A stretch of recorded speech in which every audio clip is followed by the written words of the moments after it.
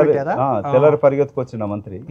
So ఇట్లా అంటే మధుయాష్కి గారు పీసీసీ చీఫ్ రేస్లో మధుయాష్కి మహేష్ కుమార్ గౌడ్ ఇద్దరు ఒకే సామాజిక వర్గం, ఒకే ప్రాంతం. అంటే మీరు ఎంపీగా కట్ చేశారు, ఆయన నిజామాబాద్ జిల్లానే.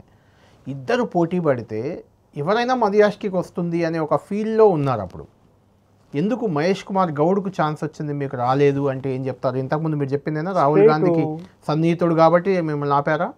లేదు, మా ముఖ్యమంత్రి ఉత్తమ్ కుమార్ రెడ్డి, మా బట్టి విక్రమార్క కానీ వాళ్ళు నన్ను కావాలని అనుకోలే. ఎందుకు మధుయాష్కి వాళ్ళకి పోటీ అవుతారు అనుకున్నారా?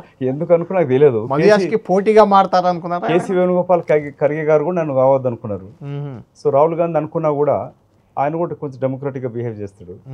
సో వీళ్ళు అది వ్యతిరేకించినప్పుడు అంటే ఇన్ని రోజుల రాజకీయంలో కూడా మధుయాష్కి ఎవరిని ఎలా మేనేజ్ చేయాలో తెలియలేదు, అందుకే ఫెయిల్ అవుతున్నారంటే ఏం చెప్తారు?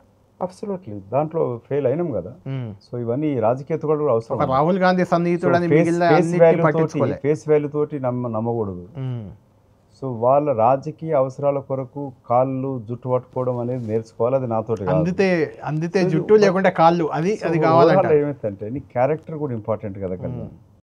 చూస్తే అనిపించచ్చు ఒకసారి, కానీ నేను స్టార్టెడ్ విత్ పాజిటివ్ థింకింగ్. మీకు 10 ఏళ్ళు దాదాపు 10-12 ఏళ్ళ నుంచి మీకు ఎలాంటి అధికారం లేకపోయినా ఆ ఇమేజ్ ఉంది, దానివల్లే ఆ ఇమేజ్ ఉంది మీకు ఉంది. బట్ అది మీరు అన్నట్టు అంటే ఒకసారి బాధ వేసినా అవుతుంటుంది.